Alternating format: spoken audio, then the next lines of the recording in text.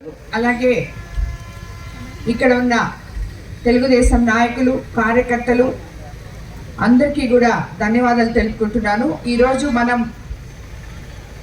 శిథిలావస్థకు చేరి దశాబ్ద కాలంగా యాక్సిడెంట్లు జోన్గా మారిన డేవిస్ పేట యాగర్ల జంక్షన్ వద్ద 1,40,00,000 రూపాయలతో ఈ బ్రిడ్జ్ నిర్మాణంలో భూమి పూజలో పాల్గొనడం జరిగింది. ఇది నిజంగా చాలా సంతోషించదగ్గ విషయం ఈరోజు.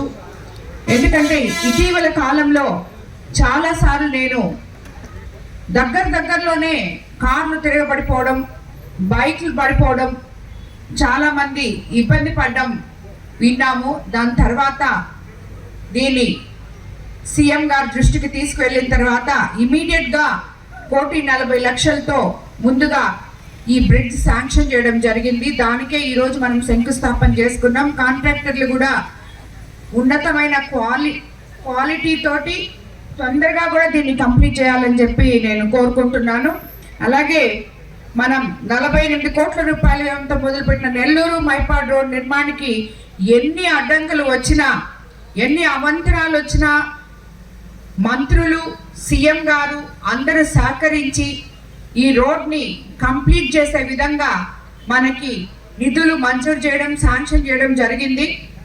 దాన్ని ఇప్పటికి ఆల్మోస్ట్ సగం వరకు కంప్లీట్ చేస్తాం. కొన్ని ఎలక్ట్రిక్ పోల్స్ షిఫ్ట్ చేయాల్సి ఉంటే కూడా మన నుడా పరిధిలో తీసుకొని అవి కూడా షిఫ్ట్ చేయడం జరిగింది.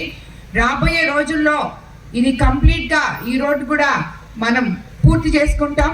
మనం అధికారంలోకి వచ్చిన తర్వాత మన ముఖ్యమంత్రి చంద్రబాబు నాయుడు గారు ఏదైతే చెప్పారో సంక్షేమము అభివృద్ధి సమపాలనలో చేసి చూపిస్తాము అని చెప్పి, ఇది పేద ప్రజల ప్రభుత్వం అని ఎన్నో రోజుల నుంచి గుంతలు పడిపోయి గత 5 సంవత్సరాల్లో ఎక్కడ రోడ్డు గుంతలు అని పూడ్చుకున్నా ఉన్నటివన్నీ ఈరోజు మనం అధికారంలోకి వచ్చి 20 నెలలు మాత్రమే అయింది.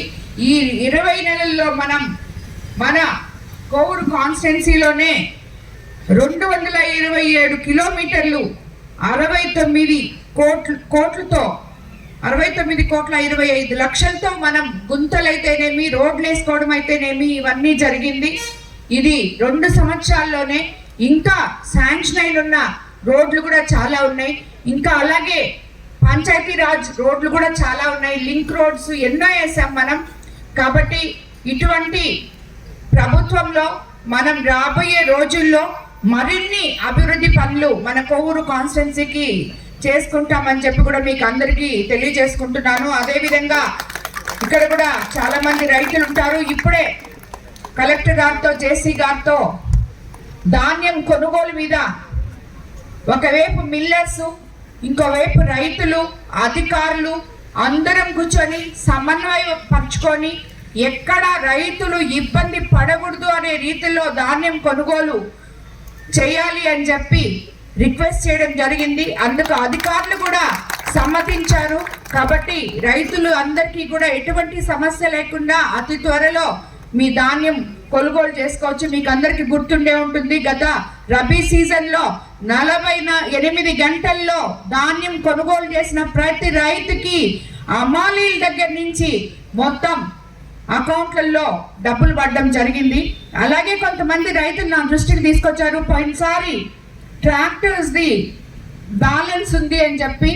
ఇప్పుడే కలెక్టర్ గారు చెప్పారు, ఎవరైనా అటువంటి బిల్స్ పెండింగ్లో ఉంటే ఆ బిల్స్ తీసుకెళ్ళి ఆఫీసర్ల దగ్గర సబ్మిట్ చేస్తే డబ్బులు కూడా వచ్చున్నాయి. ఆల్రెడీ 36 లక్షలు మన కాన్స్టిట్యున్సీకి ఎవరెవరికి రావాలో వాళ్ళందరూ అవి కూడా తీసుకోవాలని చెప్పి నేను మిమ్మల్ని అందరినీ కోరుకుంటూ ఈ కార్యక్రమానికి ఈరోజు ఇక్కడికి విచ్చేసిన ప్రతి ఒక్కరికి ధన్యవాదాలు తెలుపుకుంటున్నాను.